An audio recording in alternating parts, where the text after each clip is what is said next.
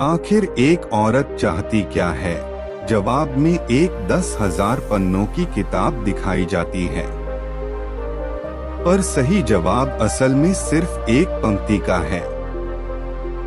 आप भी पढ़ें यह छोटी सी कहानी। राजा हर्षवर्धन युद्ध में हार गए।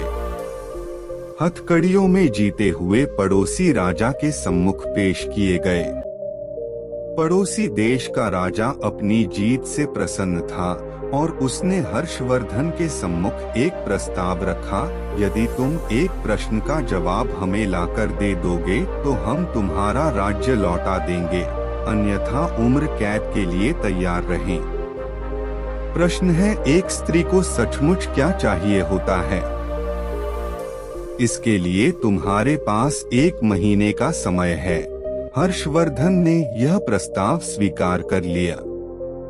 वे जगह जगह जाकर विदुषियों, विद्वानों और तमाम घरेलू स्त्रियों से लेकर नृत्यांगनाओं, वेश्याओं, दासियों और रानियों, साध्वी सबसे मिले और जानना चाहा कि एक स्त्री को सचमुच क्या चाहिए होता है।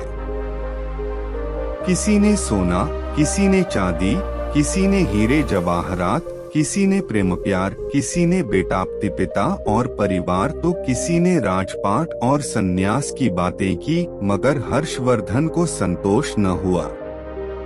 महीना बीतने को आया और हर्षवर्धन को कोई संतोषजनक जवाब नहीं मिला। किसी ने सुझाया कि दूर देश में एक जादूगरनी रहती है, उसके पास हर चीज का जवाब होता है, शायद उसके पास इस प्रश्न का भी जवाब हो।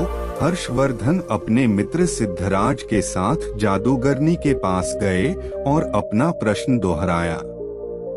जादूगरनी ने हर्षवर्धन के मित्र की ओर देखते हुए कहा, मैं आपको सही उत्तर बताऊंगी, परंतु इसके एवज में आपके मित्र को मुझसे शादी करनी होगी। जादूगरनी बुढ़िया तो थी ही, बेहद बदसूरत थी। उसके बदबूदार पोपले मुंह से एक सड़ा दांत झलका जब उसने अपनी कुटिल मुस्कुराहट हर्षवर्धन की ओर फेंकी। हर्षवर्धन ने अपने मित्र को परेशानी में नहीं डालने की खातिर मना कर दिया। सिद्धराज ने एक बात नहीं सुनी और अपने मित्र के जीवन की खातिर जादूगरनी से विवाह को तैयार हो गया। तब जादूगरनी ने उत्तर बताया, स्त्रियां स्वयं निर्णय लेने में आत्मनिर्भर बनना चाहती हैं। यह उत्तर हर्षवर्धन को कुछ जमा। पड़ोसी राज्य के राजा ने भी इसे स्वीकार कर लिया और उसने हर्षवर्धन को उसका राज्य लौटा दिया। इधर जादूगरनी से सिद्धराज का विवाह हो गया। जादूगरनी ने मधुरात्रि को अपने पति से कहा, चूंकि तुम्हारा हृदय पवित्र है और अपने मित्र के लिए तुमने कुर्बानी दी है, आठ में 24 घंटों में 12 घंटे तो रूपसी के रूप में रहूंगी और बाकी के 12 घंटे अपने सही रूप में। बताओ तुम्हें क्या पसंद है?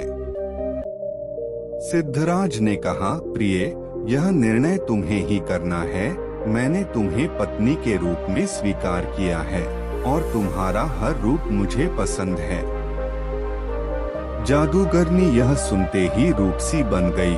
उसने कहा, चूंकि तुमने निर्णय मुझ पर छोड़ दिया है तो मैं अब हमेशा इसी रूप में रहूंगी।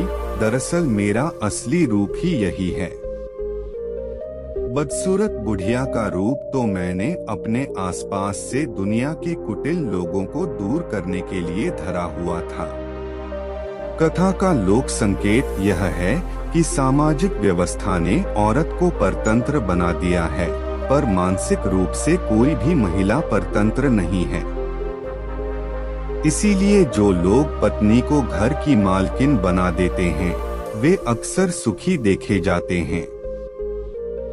आप उसे मालकिन भले ही न बनाएं, पर उसकी जिंदगी के एक हिस्से को मुक्त कर दें। उसे उस हिस्से से जुड़े निर्णय स्वयं लेने दें।